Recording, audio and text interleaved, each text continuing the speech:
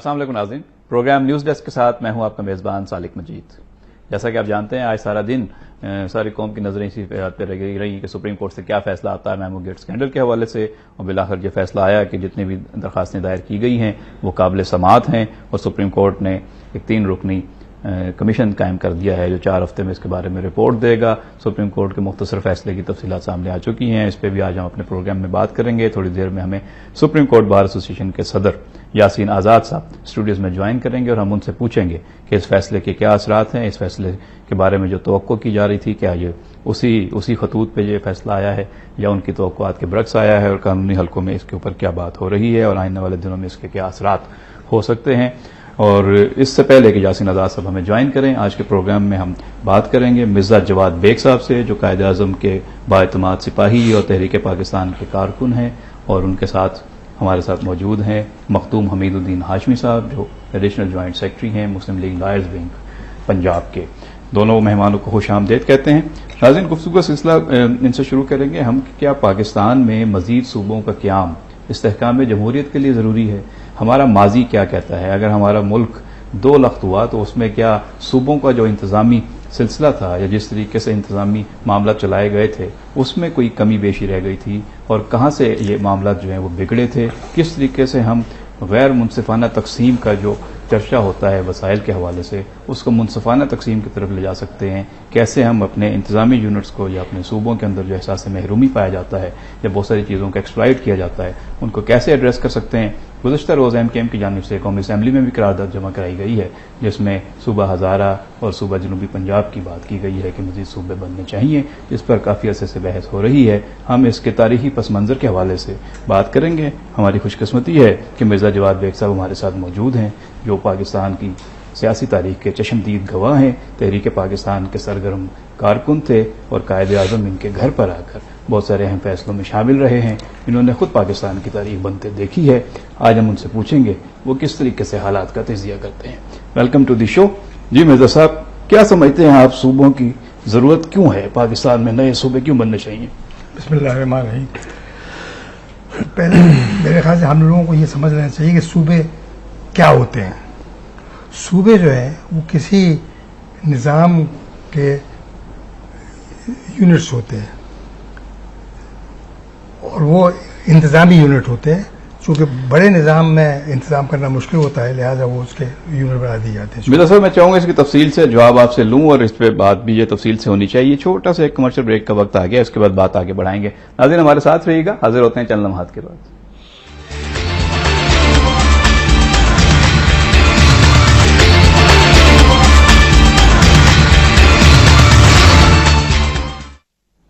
خوش آمدید ناظرین، پروگرام نیوز ڈیسک میں آج ہم بات کر رہے ہیں کیا استحکام جمہوریت کے لیے مزید صوبوں کا قیام ضروری ہے؟ ہمارے ساتھ موجود ہیں مرزا جواد بیگ صاحب اور مخدوم حمید الدین ہاشمی صاحب۔ بریک پہ جانے سے پہلے مرزا جواد بیگ صاحب اپنے خیالات کا اظہار کر رہے تھے، میں اس سے گفتگو کا سلسلہ آگے بڑھائیں گے۔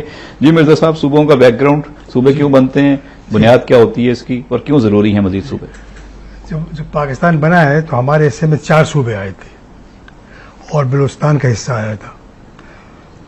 4 صوبے جو ہمارے پاس آئے تھے اس میں 2 حصوں میں تقسیم تھے، ایک مشرقی پاکستان اور ایک مغربی پاکستان۔ مشرقی پاکستان 1 یونٹ تھا، 1 صوبہ تھا، اور یہاں 9 یونٹ تھے۔ لیکن ہوا یہ کہ یہ دیکھا گیا کہ مشرقی پاکستان 1 صوبہ ہونے کے بعد بھی 61% آبادی مشرقی پاکستان میں تھی، اور اکثریت سارے ملک کی وہاں تھی۔ یہ مسئلہ ایسا ہو گیا کہ جس کی وجہ سے کانسٹیٹیوشن بنانے میں بھی مشکل آئی کہ کس طرح بیلنس ہو، ورنہ یہ ہے کہ ایک ہی صوبہ جو ہے وہ قائم رہتا، ہمیشہ سے اس کی اکثریت قائم رہتی۔ اس لیے پہلی بات تو شروع میں یہ ہوئی کہ کوشش کی گئی کہ یہ کس طرح معاملہ حل نہیں ہوا۔ اس درمیان میں یہ ہوا کہ جو سیاستدان تھے اصلی آئے ہوئے وہ ایک کے بعد ایک ختم ہو گئے، اور پھر یہاں پر نوکر شاہی آ گئی، غلام محمد آ گئے۔ انہوں نے یہ تجویز دی کہ یہ 1 یونٹ بنا دیا جائے ادھر، تاکہ 1 یونٹ ادھر 1 یونٹ ادھر ہو تو ہم اس کے بعد ان سے ایک برابری سے کام کر سکتے ہیں۔ جب یہ ہو گیا تو میں نے اس زمانے میں چودھری محمد علی وزیر اعظم تھے، انہوں نے ایک خط لکھا جو 22 اکتوبر 1955 کا ہے۔ میں نے اس میں لکھا کہ 1 یونٹ آپ نے بنا دیا ہے، دنیا میں کہیں بھی کسی بھی فیڈریشن میں 2 یونٹ نہیں ہوتے، اس لیے کہ جمہوریت کی بنیاد جو ہے وہ اختلاف رائے ہے، اور دو ان میں اگر اختلاف رائے ہوا تو ٹوٹ جائیں گے. ایک بات. دوسری بات یہ ہے کہ آپ کو اس بجائے اس کے آپ اس کو بیلنس کریں، آپ 9 یونٹ یہیں چھوڑ دیں اور وہاں بجائے 1 یونٹ کے آپ 5 یونٹ بنا دیں. یہ آپ نے اس خط میں تجویز پیش کی وہ خط میرے پاس ہے، اس کی مغربی پاکستان کے 9 یونٹس بنائے جائیں، مشرقی پاکستان کے 5 یونٹ بنا دی جائے. اچھا، ان 5 یونٹ میں میں نے ان سے کہا کہ سلیٹ، ڈھاکہ، چٹاگانگ، کھلنا اور راجشاہی، یہ 5 وائبل یونٹس وہاں ہو سکتے ہیں جو 5 صوبے بن سکتے ہیں. اب اس میں خیر بہرحال اس وقت جو لوگ تھے پاور میں انہیں یہ بات نہیں پسندی، انہوں نے یہ نہیں کیا. انہوں نے بجائے اس کے کیا کیا کہ 1 یونٹ کو بھی توڑ دیا. اور یہاں نہیں، بعد میں جب یہ ہو گیا تو انہوں نے اچھا جب فیصلہ نہیں ہوا تو پھر یہ ہو گیا کہ مشرقی پاکستان جو ہے وہ علیحدہ ہو گیا ان سے، اور 1 یونٹ یہاں رہ گیا. یحییٰ خان نے یہ کیا، 1 یونٹ کو توڑ دیا اور یہاں 4 صوبے بنا دیے. تو اب الٹیمیٹلی ہمارے پاس 4 صوبے پھر آ گئے، اور بلوچستان کا جو صوبہ نہیں تھا اس کو بھی انہوں نے 1 صوبہ بنا دیا. 3 صوبے وہ اور یہ 4 صوبے بن گئے. اب آپ دیکھیں گے 4 صوبوں کی صورتحال اس وقت ہمارے پاس یہ ہے کہ ایک پنجاب ہے جس میں 58% آبادی ملکی ماں ہے، اکثریت ایک ہے، وہی جو پہلے تھا وہی آ گیا. بلوچستان ہے جس میں صرف 5% آبادی ہے، لیکن آدھا حصہ ملک کا ان کے پاس ہے، 46% ایریا ان کے پاس ہے. رقبے کے لحاظ سے وہ سب سے بڑا صوبہ ہے. رقبے سب سے بڑا صوبہ. اب اس لحاظ سے اگر آپ دیکھیں تو یہ سیٹ کیسے ہوگا؟ دیکھیے جمہوریت میں تو 1 ووٹ سے بھی جو آتا ہے وہ چیز جاتا ہے. جمہوریت میں جب تک آپ بیلنس نہیں کریں گے تو جب تک کام ہی نہیں ہوتا. اب 5% آبادی کے پاس 66% 46% ایریا ہے اور ایک کے پاس 85% ہے، تو یہ کس طرح جمہوریت میں سیٹ ہوگا؟ یہ سیٹ ہی نہیں ہوتا کسی طرح. پھر ہمارے صوبے جو ہیں اتنے بڑے بڑے صوبے ہیں جو ملکوں سے بڑے ہیں. اس وقت صورتحال یہ ہے کہ آپ دیکھیں گے پنجاب کو، تو پنجاب کا صوبہ جو ہے یہ دنیا کے سارے ملکوں سے بڑا ہے سوائے 10 ملکوں کے. صرف 10 ملک ایسے ہیں کہ جو پنجاب سے چھوٹے ہیں دنیا کے آبادی کے لحاظ سے. باقی ساری دنیا کے صوبے 100، اور یہ میرے پاس ہے، آپ دیکھیں گے اس میں کہ یہ صورتحال یہ ہے. یہ میں کہوں گا لوگوں کو سمجھ رہا ہے کہ پنجاب کے صوبے کی صورتحال اس وقت یہ ہے کہ یہ 10 گنا بڑا ہے لیبیا سے اور سوئٹزرلینڈ سے، 7 گنا بڑا ہے بیلجیم سے، کیوبا سے، گریس سے، 4 گنا بڑا ہے افغانستان سے، آسٹریلیا سے اور سری لنکا سے، اور یہ اس کی آبادی ایکسیڈ کرتی ہے ایجپٹ سے، جرمنی سے، ایران سے، ترکی سے، فرانس سے، اٹلی سے، UK اور ساؤتھ افریقہ. تو یہ صوبہ نہیں ہے. اتنا بڑا صوبہ جو ہے آپ کیسے مینٹین کریں گے اسے؟ اتنی بڑے صوبے کے اوپر گورننس جو ہے وہ بھی بہت مشکل کام نہیں ہے. ٹھیک ہے. اچھا، اس کے بعد اسی طرح آپ دیکھیں گے سندھ کا صورتحال ہے. سندھ کا صوبہ جو ہمارا ہے وہ یہ ہے، یہ 3 گنا بڑا ہے بیلجیم سے، کیوبا سے، گریس سے، یوگوسلیویا سے، 1.5 گنا بڑا ہے افغانستان سے، آسٹریلیا سے، اور اس کی آبادی جو ہے وہ سعودی عربیہ، عراق اور تائیوان سے زیادہ ہے. یہ جو آپ بتا رہے ہیں یہ بھی آپ آبادی کے تناسب سے بتا رہے ہیں کہ سندھ جو ہے وہ باقی ملکوں سے بڑا ہے آبادی کے لحاظ سے. اچھا، اسی طرح خیبر پختونخوا کا ہمارا ہے کہ وہ بھی جو ہے تو ملکوں سے بڑا صوبہ ہے. تو اب اتنے بڑے بڑے صوبوں کو آپ مینٹین کریں کس طرح؟ دیکھیے جمہوریت کی بات یہ ہے کہ زیادہ سے زیادہ عوام انوالو ہوں. عوام اس وقت انوالو ہوں گے زیادہ جب آپ چھوٹی چھوٹی یونٹ بنائیں گے، زیادہ سے زیادہ لوگ اس میں آئیں گے. تو چھوٹے یونٹ بنانا ہمیشہ جمہوریت میں ہوتا ہے. آپ دنیا میں دیکھیں گے کہ چھوٹے ممالک یہاں تک کہ 60 لاکھ کی آبادی کے ملک جو ہیں ان میں صوبے بنے ہوئے ہیں. تو صوبے بنانے ہی کیوں ضروری ہیں؟ کیا ڈویژن سے اور اضلاع سے انتظامات جو ہیں وہ نہیں کیے جا سکتے؟ انتظامی سلسلہ نہیں چلایا جا سکتا؟ اس لیے کہ صوبے جو ہیں یہ اصل میں سیاسی وہ ہوتے ہیں یونٹ. اضلاع جو ہے وہ سیاسی یونٹ نہیں ہوتے. مرکز کے بعد جو صوبے جو ہیں ان کو آپ صوبہ کہتے ہیں، کہیں اسٹیٹ کہتے ہیں، کہیں انہیں آپ پریفیکچر کہتے ہیں، کہیں انہیں کاؤنٹی کہتے ہیں، لیکن مطلب ایک ہی ہے. اور یہ ایڈمنسٹریٹو یونٹس ہوتے ہیں. ان کا تعلق کوئی زبان سے یا کلچر سے نہیں ہوتا. یعنی یہ لسانی بنیاد پر نہیں بننے چاہیے، انتظامی بنیاد پر ہوتے ہی نہیں کہ دنیا میں کہیں نہیں ہے. جیسا کہ نواز شریف صاحب نے بھی اپنے بیانات میں کہا کہ انتظامی بنیاد پر نئے صوبوں کی بات ہو سکتی ہے. نہیں، امریکہ میں آپ دیکھیے 51 صوبے ہیں، لسانی بنیاد پہ نہیں ہے، وہ ایک ہی ہے. اچھا، اب ہمارے پاس چونکہ یہ شروع سے آج تک صوبے وہی رہ گئے جو انگریز کے بنائے ہوئے تھے، تو لہذا کیا ہو گیا کہ وہ کلسانی صوبے بن گئے. اب ہم یہاں پر پاکستانی نہیں ہیں، اب ہم پنجابی ہیں یا پختون ہیں یا سندھی ہیں یا بلوچی ہیں. تو اب سوال یہ کسی جمہوری ملک میں نہیں آتا. کسی جمہوری ملک میں آپ لنگوسٹک صوبے نہیں دیکھیں گے. یہاں تک کہ پنجاب جب ڈیوائڈ ہوا، ہندوستان کے پاس چلا گیا، آدھے سے زیادہ کم ہمارے پاس آ گیا، تو پنجاب کے بھی انہوں نے لنگوسٹک صوبے نہیں بنائے، 3 صوبے بنا دیے.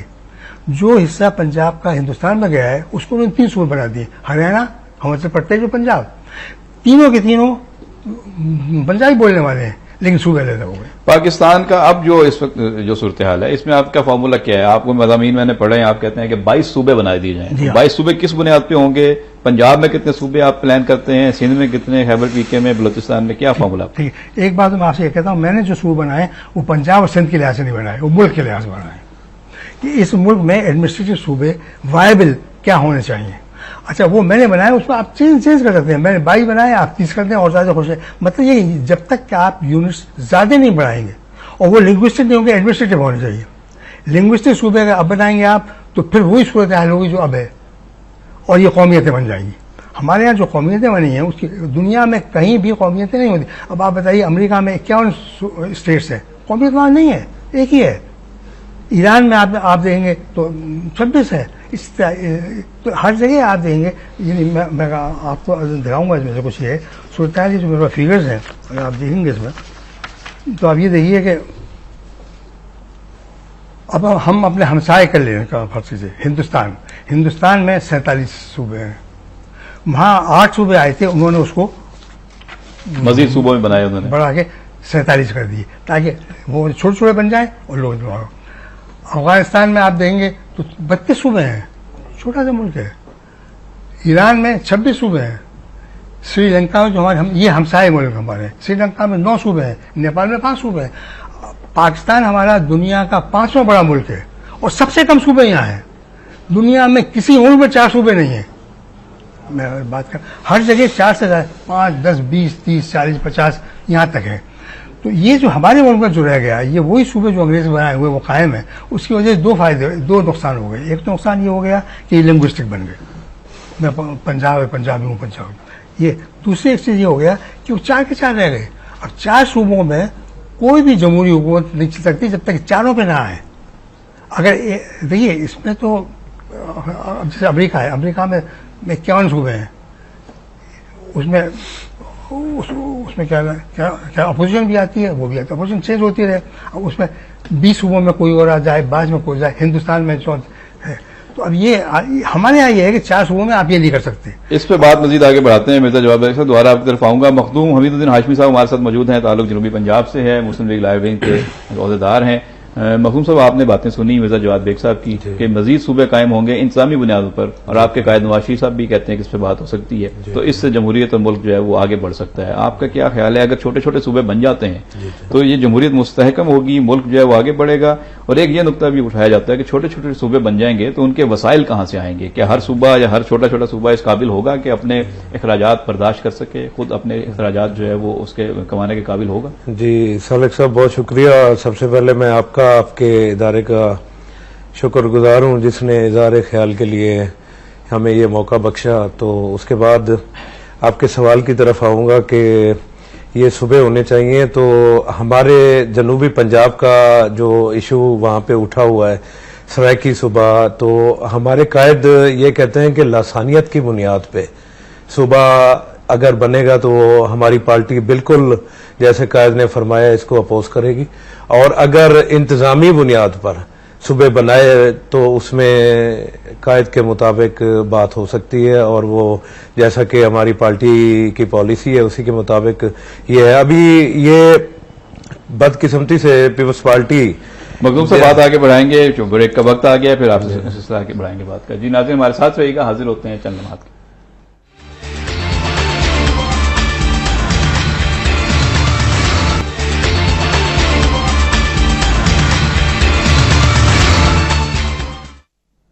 خوش آمدید ناظرین. پروگرام نیوز ڈیسک میں آج ہم بات کر رہے ہیں کہ استحکام جمہوریت کے لیے مزید صوبوں کا قیام ضروری ہے. اور ہم نے آپ کو شروع میں بتایا تھا کہ تھوڑی دیر بعد ہمیں جوائن کریں گے سپریم کورٹ بار ایسوسیشن کے صدر یاسین آزاد صاحب. تو انہوں نے وقفے کے دوران ہمیں جوائن کر لیا ہے. ان سے ہم آج سپریم کورٹ کا جو فیصلہ ہے میمو گیٹ اسکینڈل کے حوالے سے اس پہ بات کریں گے. لیکن ان سے گفتگو شروع کرنے سے پہلے مختوم حمید الدین ہاشمی صاحب جو جنوبی پنجاب سے آئے ہوئے ہیں, ان کا تعلق پاکستان مسلم لیگ لائرز ونگ سے ہے, ان سے ہم پوچھیں گے کہ کس طریقے سے وہ دیکھتے ہیں نئے صوبوں کے قیام کے حوالے سے. اور ایم کیو ایم نے بھی قرارداد جمع کرائی ہے کہ نئے صوبے بننے چاہیے ہزارہ اور جنوبی پنجاب. جی مخدوم صاحب وہیں سے سالک صاحب میں عرض کر رہا تھا کہ یہ جب بھی کوئی گورنمنٹ فال ہوتی ہے تو بدقسمتی سے ہماری جو سیاسی جماعتیں ہیں جو لیفٹسٹ جن کو ہم کہتے ہیں, ہم تو رائٹسٹ میں آتے ہیں, تو ان کا یہ ترہ امتیاز ہوتا ہے کہ کوئی نہ کوئی جنوبی پنجاب کے حوالے سے تو وہ کوئی نہ کوئی ایک شوشا پولیٹیکل ایشو چھوڑ دیا جائے کہ آنے والے الیکشن میں اس کو فوکس کر کے تو ایک سیف ہینڈ کر لیا جائے. اسی کا ایک حصہ ہے جنوبی پنجاب کو صوبہ بنانا. ابھی یہ دیکھیں ہم بیٹھے ہیں کراچی میں, تو کراچی کی جو آبادی ہے تو یہ 54 کنٹریز کی آبادی اس سے کم ہے. ٹھیک ہے, زرداری صاحب کو جنوبی پنجاب کا خیال آتا ہے, زرداری صاحب کو کراچی کا خیال کیوں نہیں آتا؟ زرداری صاحب کو ہزارہ والے جو ہیں رو پٹ رہے ہیں ان کا خیال کیوں نہیں آتا؟ تو یہ ایک ڈسٹربینس کریٹ کرنے کے لیے یہ انہوں نے کیا ہوا. بہرحال ٹاپک یہی ہے کہ صبح ہونے چاہیے تو بالکل ہونے چاہیے اور انتظامی لحاظ سے ہونے چاہیے, نہ کہ لاسانی بنیاد پر ہونے چاہیے. انتظامی لحاظ سے اگر بنتے ہیں تو ہماری جماعت نے بھی اس کو ویلکم کہا ہے, ہمارے قائد نے بھی اس کو کہا ہے, اور میں بھی اس کو کر رہا ہوں انشاءاللہ تعالی. تو وہ بالکل بنائیں, لیکن ایسا لسانیت کا پرچار نہیں ہونا چاہیے کہ جو صوبہ بننے کے بعد پہلے اتنے زہر ملک میں چل رہے ہیں تو ہمارے جنوبی پنجاب جو ایک پیس فل زون ہے تو وہاں پہ ایک نیا زہر چھوڑ دیا جائے. تو میں اس کو اپوز کروں گا کہ لسانیت کی بنیاد پر یہ صوبہ نہیں ہونا چاہیے. بالکل ٹھیک ہے, اس پہ مزید بات کریں گے. جی ویلکم یاسین آزاد صاحب. آج سپریم کورٹ کا فیصلہ آ گیا, سارے دن اس پہ انتظار ہو رہا تھا اور پھر اب بحث بھی ہو رہی ہے. کیا یہ توقعات کے مطابق آیا آپ کے فیصلہ, یا آپ سمجھ رہے تھے کہ کوئی اور فیصلہ آ سکتا تھا اور آپ کی توقعات پوری نہیں ہوئی؟ دیکھیں سر, جہاں تک فیصلے کا تعلق ہے, فیصلہ پہلے دن ہی جب پٹیشن فائل کی گئی تھی اس دن بھی یہی فیصلہ آیا تھا جو آج آیا ہے. اور اس وقت ایک ریٹائر پولیس آفیسر کو آپ نے انکوائری آفیسر اپوائنٹ کیا تھا, گو کہ وہ انکوائری آفیسر بعد میں کھوسا صاحب نے معذرت کر لی اور وہ نہیں بنے.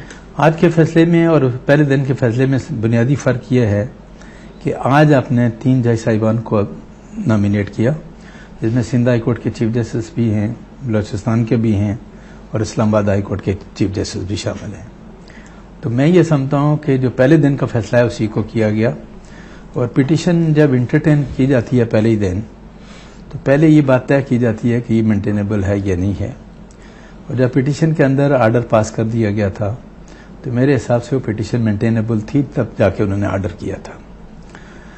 اب اس کے بعد آپ نے تقریباً 1 ہفتہ اس کیس کی پروسیڈنگ میں لگایا اور 9 جج صاحبان جو بیٹھے اس کیس کو سنتے رہے, اور 9 دن کی یا 7 دن کی بحث کے بعد پھر وہی فیصلہ آیا جو پہلے دن کا فیصلہ. تو یہ مینٹینیبلٹی جو ہے یہ تو گورنمنٹ کی طرف سے آیا تھا نا کہ جی یہ مینٹینیبل نہیں ہے, اس لہٰذا اس کو پہلے آپ فیصلہ کریں. مینٹینیبلٹی کا فیصلہ کورٹ پہلے دن خود بھی کر سکتا ہے, کورٹ کے اختیارات ہیں. ابھی ہم کوئی فائل کرتے ہیں تو پھر اگر ایسی کوئی صورتحال تھی تو پہلے دن کا جو پوزیشن تھی نا اس دن کوئی آرڈر نہیں ہونا چاہیے تھا.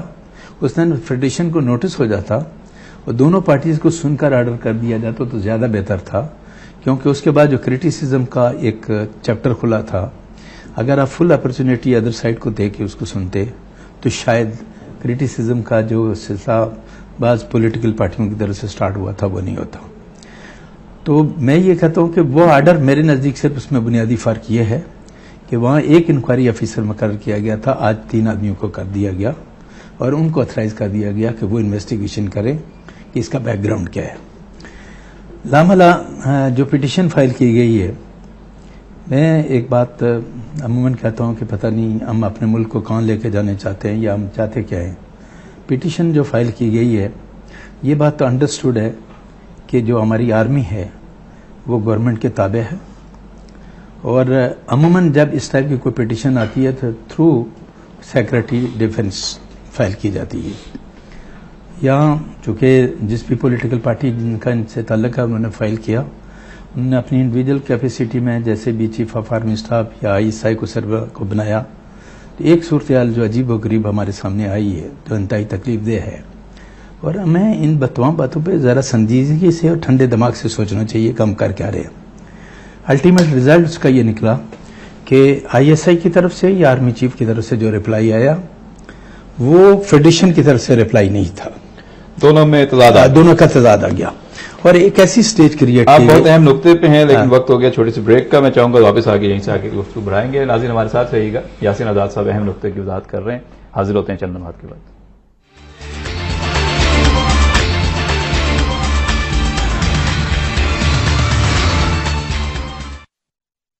محسوس کرتا ہوں کہ یہ ہماری یہ جو مملکت ہے نا اس کو بجائے کرائسس سے نکالنے کے یوں لگتا ہے کہ ہمارے تمام ادارے جو ہیں جان بوجھ کر کے دن بدن اس ملک کو مزید کرائسس میں ڈالنے کی کوشش کر رہے ہیں. ہماری بیسک ذمہ داری یہ بنتی ہے, ہر آدمی کا حق ہے جمہوری انداز میں جو بات کرے. آج سب سے بڑی تکلیف دہ صورتحال جو ہے وہ آپ دیکھ لیں کہ حکومت ہے لیکن اپوزیشن نام کی جماعت کوئی نہیں ہے, کیونکہ جتنی بھی پولیٹیکل پارٹیز اسمبلی کے اندر موجود ہیں وہ کسی نہ کسی صورت میں اقتدار میں موجود ہیں. اور میں یہ سمجھتا ہوں کہ جب اپوزیشن مضبوط اپوزیشن آپ کے پاس نہیں ہوگی جو جمہوری سسٹم کو تقویت دیتی ہے آگے بڑھانے میں, تو اس کا الٹیمیٹ رزلٹ یہ نکلے گا کہ آپس میں معاملہ بنے گا نہیں. کوئی آدمی حکومت پہ کرٹیسائز کرنے کی اگر پوزیشن میں نہیں ہے, اس کے غلط کاموں کی نشاندہی نہیں کرتا اسمبلی کے اندر. باہر تو دیکھیں تو جلسہ عام میں دنیا بھر کے ایلیگیشن ایک دوسرے پہ لگائے جاتے ہیں, لیکن جو فورم ہے پارلیمنٹ کے اندر آتے ہیں تو وہاں کی صورتحال بالکل تبدیل ہو جاتی ہے. لیکن یاسین صاحب یہ جب آرمی چیف کا ڈی جی آئی سی آئی کا عدالت میں جواب آیا تو یہ بھی تو ایک نقطہ نظر سامنے آیا نا کہ پہلی دفعہ تاریخ میں یہ ہوا کہ آرمی چیف نے ڈی جی آئی سی آئی نے عدالت کے حکم کے اوپر جو ہے وہ اپنا جواب وہاں پہ پیش کیا. انہوں نے تو عدالت کے احکامات کی تعمیل کی لیکن یہ تاثر دیا گیا کہ وزیر اعظم نہیں کر رہے. انہوں نے کب کیا؟ جب آپ نے ان کو انڈیویجل کیپیسٹی میں پٹیشن کے اندر پارٹی بنایا, آپ نے مینٹینیبل کر لیا. ہاں, اس کو پہلے نہیں ہوتا تھا. ایون آپ ہائی کورٹ میں ایک سی پی فائل کرتے ہیں نا, بھائی میرے وکیل ہیں, اگر ہم ایس ایچ او کا نام پہلے دیں گے اور بعد میں لکھیں گے ایس ایچ او تو ہمیں یہ کہا جاتا ہے کہ بھائی نے ہم کیا یہ پٹیشن مینٹینیبل نہیں ہے, لہٰذا اس کو انٹرٹین نہ کیا جائے. اور ہمیں یہ کہا جاتا ہے کہ اس کو چینج کریں, امینڈ کریں, اور ایس ایچ او کا جملہ پہلے لے آئے اور بعد میں ایس ایچ او کا نام دکھا جائے. یہاں آرمی چیف کا نام تھا اور ڈی جی آئی سی آئی کا تھا. تو میں یہ نہیں کہتا, مثال کیا جا سکے گا, چونکہ یہ چیزیں ایسی ہیں جن سے مجھے تکلیف ہو رہی ہے اور ظاہر ہے کہ ڈے بائی ڈے ہم کرائسس کی طرف جا رہے ہیں. تو اس کا رزلٹ کیا نکلا کہ میمو گیٹ کا معاملہ جب سامنے آیا تو میرے نزدیک اس کا بہترین حل یہ تھا کہ اس پولیٹیکل ایشو کو بجائے کورٹ لے جانے کے آپ اس کو پارلیمنٹ میں لے جاتے ہیں, چونکہ پارلیمنٹ کی ایک ایسی کمیٹی, کمپیٹنٹ کمیٹی موجود ہے جو اس ٹائپ کے تمام معاملات کو انویسٹیگیٹ کرتی ہے. ہر پولیٹیکل معاملے کو جب آپ عدالتوں کے گلے میں ڈالیں گے تو الٹیمیٹ رزلٹ یہ نکلے گا. جس طرح آج بھی دیکھیں کہ بہت سارے وکلا نے اس پٹیشن کے فیصلے کے بعد جوڈیشری پہ کمپلیٹ اٹیک کیا. نہیں, آپ کو مجموعی طور پہ اس فیصلے سے خوشی ہوئی ہے, مایوسی ہوئی ہے, مطمئن ہے آپ, کیا ہے؟ نہیں, میرا کہنا یہ ہے کہ یہ معاملہ سپریم کورٹ سے جانا ہی نہیں چاہیے تھا. اب اگر چلا گیا, سپریم کورٹ نے ایک آرڈر کر دیا تو اس پہ اگر انویسٹیگیشن ہو جائے تو کوئی فرق نہیں پڑتا. لیکن یہاں جو پرابلم کریٹ ہو رہا ہے کہ ایک طرف سپریم کورٹ نے کہا کہ جی ہم اپنی انویسٹیگیشن فلاں آدمی سے کریں گے, دوسری طرف پارلیمنٹ کی کمیٹی بھی اپنی طرف انویسٹیگیشن کر رہی ہے. انہوں نے بھی طلب کر اور لیا, سپریم کورٹ نے اپنے ہی فیصلے میں لکھا کہ پارلیمنٹری کمیٹی اپنی جگہ پروسیڈنگ کرے گی اور کورٹ اپنی جگہ پروسیڈنگ کرے گا. فار ایگزامپل کل دونوں ادارے اپنا اپنا ججمنٹ دیتے ہیں, رپورٹ دیتے ہیں, انویسٹیگیشن دیتے ہیں. ہائی کورٹ کی سپریم کورٹ کی انویسٹیگیشن کچھ آتی ہے اور پارلیمنٹ کی کمیٹی جو آتی ہے اس کی انویسٹیگیشن کچھ آتی ہے. تو پھر ایک ٹکراؤ کی صورتحال پیدا ہوگی. پھر کوشچن آئے گا, جو سب سے امپورٹنٹ کوشچن آپ کے سامنے آئے گا کہ کیا جو کمیشن سپریم کورٹ نے بنایا اس کا جو فیصلہ ہے وہ درست ہے یا جو پارلیمنٹری کمیٹی عوامی نمائندوں نے بنایا وہ فیصلہ درست ہے. تو یہاں جب یہ کرائسس آئے گا تو جس طرح آج کرائسس ہے मजीद आपके क्राइसिस फिर बढ़ेंगे। जब भी कोई कानूनी नुकता उठेगा तो उसकी तशरीह तो सुप्रीम कोर्ट के पास ही जाएगी, ज़ाहिर है, सुप्रीम कोर्ट ही करेगी और पार्लियामेंट अपना फैसला देगी। पार्लियामेंट अपना इसको समझ गया आपकी बात। अच्छा, हमारे प्रोग्राम का वक्त हमारा खत्म हुआ चाहता है। मैं मिर्जा जवाद बेग साहब आपसे चाहूंगा पूछना कि अगर मजीद सूबे बन जाते हैं, जिसका आप कहते हैं 22 सूबे बनने चाहिए पाकिस्तान में, तो क्या आप समझते हैं कि इससे पानी, बिजली, खुराक, कुदरती वसाइल के मसाइल हल हो जाएंगे या मजीद इनके दरमियान जो है वो झड़प होगी कि हमें वसाइल की खींचतानी होगी, एक दूसरे से लड़ेंगे? मैं बताता हूँ। देखिए, अभी मैंने कहा था ना, ईस्ट पाकिस्तान अगर 5 सूबे बन जाते तो मुंह नहीं टूटता, इसलिए पांचों सूबे नहीं जा सकते थे। एक न एक सूबा उसमें, चूंकि आसाम से आया हुआ था एक सूबा, एक होता, वो इनके साथ नहीं जाता, तो मुल्क टूट ही नहीं सकता था। मुल्क टूटने की बुनियादी वजह जो है वो सिर्फ ये थी कि वो एक सूबा, एक यूनिट था, और लिहाजा वो साथ गए। अच्छा, अब इसी तरह बलूचिस्तान का मसला है। आप देखिए, एक लक व दक है, सारा समंदर उनके पास है, ईरान का सारा बॉर्डर उनके पास है, अफगानिस्तान का आधा बॉर्डर उनके पास है, मुल्क का आधा हिस्सा है, उसको आपने इस तरह छोड़ा हुआ है एक यूनिट बना के, तो किस तरह चलेगा ये पे? दूसरी एक चीज ये है, ये जो मैं खास कह रहा था, आपसे ये कह रहा था कि यूनिट सारी दुनिया में छोटे होते हैं। जिस तरह मैं आपसे कहूंगा कि छोटे छोटे, जैसे मुल्क क्या इसराइल है, इसमें 6 सूबे हैं। कहीं भी इतने बड़े सूबे दुनिया में किसी मुल्क में नहीं है जो हमारे यहाँ है। बिल्कुल ठीक है। आज हमारे प्रोग्राम का वक्त खत्म होता है। इस पे मजीद किसी दिन आपसे डिबेट करेंगे, एक और प्रोग्राम रखेंगे। आपसे चलते चलते पूछूंगा, मखदूम हमीदुद्दीन हाशमी साहब, अगर सूबे बन जाते हैं मजीद तो नई हाई कोर्ट्स बनेंगी, नई अदालतें बनेंगी, उसमें वकील खुश होंगे, लोगों को रिलीफ मिलेगा, आप उसमें तो हिमायत करेंगे? नहीं, बिल्कुल होने चाहिए जी, नई हाई कोर्ट्स भी होनी चाहिए और वकला को भी रिलीफ मिलेगा। मैं खुद वकील हूं तो वकला की बात पे मुझे खुशी भी होती है, लेकिन मैंने पहले ये गुजारिश की थी कि ये पाकिस्तान जो है ये बनाने वाला भी एक वकील ही था, मोहम्मद अली जनाब वाज अ लॉयर, और इंशाअल्लाह ताला ये आज़ाद भाई भी बैठे हैं, तो मैं, हमारे जदून साहब भी तशरीफ फरमाए, तो मैं ये आखिर में ये कहूंगा कि इंशाअल्लाह ताला आप देखेंगे टाइम विल कम कि पाकिस्तान को ये वकला ही बचाएंगे। बिल्कुल, पहले भी हमने देखा है तहरीक ने पाकिस्तान में अदलिया आजाद कराई, क्राइसिस से निकाला। प्रोग्राम का वक्त खत्म हो जाता है। अपने तीनों मौजूद मेहमानों का शुक्रिया अदा करते हुए प्रोग्राम न्यूज डेस्क की पूरी टीम के साथ अपने मेजबान सालिक मजीद को इजाजत दीजिए। आइंदा प्रोग्राम तक इजाजत, अल्लाह हाफिज।